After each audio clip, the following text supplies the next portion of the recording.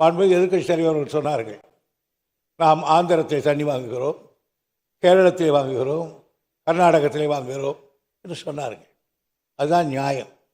அப்படித்தான் நம்முடைய நிலைமை இருக்கிறது.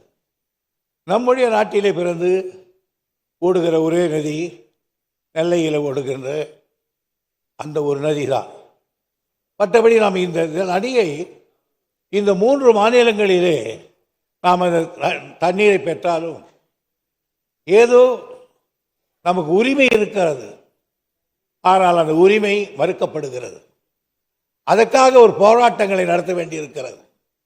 உச்ச நீதிமன்றத்தில் ஆண்டு கணக்கில் நின்று கொண்டிருக்கிறோம். அதே நேரத்தில் நாம் எப்படியும் தண்ணீரை பெற்றாக வேண்டும். இங்கே கூட சொன்னார்கள் நம்முடைய மாண்புமிகு எதிர்க்கட்சி தலைவர்கள், பக்கத்தில் இருக்கிற மாநிலத்தில் இருக்கிற உங்களுக்கு எல்லோரும் முதலமைச்சர்கள், அந்த இலாக்கா அமைச்சர்கள் நல்ல முறை இருக்கிறார்கள், பழகுகிறார்களே, ஏன் அவர்களிடத்தில் இதை பற்றி பேசக்கூடாது? நான் ஒன்றை சொல்லுகிறேன், பேசினால் அத்தனை விவகாரம் கெட்டு போகும்.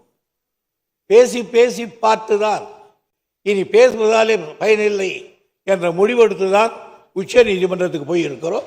உச்ச நீதிமன்றம் தான் நம்முடைய உரிமைக்கு பதிலளித்து சலுகை செய்திருக்கிறது.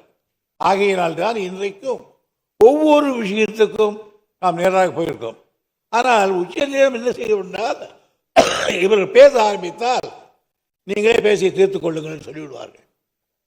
அவருக்கும் முதலாம் எதிர்கட்சி தலைவருக்கும் தெரியும். இப்போ மார்க்கண்டேய நதி இருக்கிறது. மார்க்கண்டேய நதியிலே அவர்களோட சின்ன அணை கட்டினார்கள். நாம் உடனே உச்ச நீதிமன்றத்துக்கு போனோம். எங்களுக்கு நீங்கள் ஒரு விசாரணை கமிஷன் போடுங்கள், நீதிபதி கமிஷன் போடுங்கள் போனோம். அவங்க உடனே நீங்கள் பேசி பாருங்கன்னு சொன்னாங்க. முடியாதுன்னு நான் போய் சொன்னோம். மறுபடியும் அவங்க நான் பேசி பார்க்குறாங்க. இந்த வேலை போயிட்டு நாம் ஒரு தடவை பேசினால் அதுக்கப்புறம் விவகாரம் முடியும். அதைத்தான் கடைசியாக பிபி சிங் இருக்கிற பொழுது பேசி பாருங்கள் என்று சொன்னார் கலைஞர் அவர்கள். இனி பேச முடியாது என்று சொன்னதால் தான் அன்றைக்கு திமுக நமக்கு வந்திருக்கிறார்.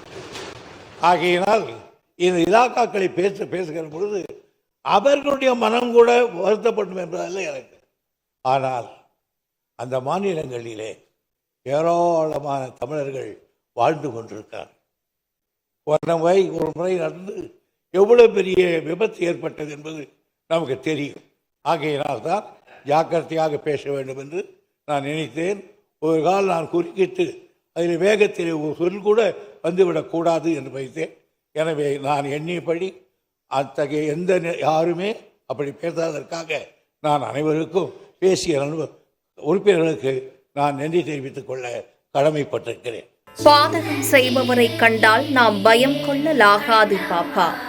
மோதி மிதித்து விடு பாப்பா, அவர் முகத்தில் உமிழ்ந்து விடு பாப்பா.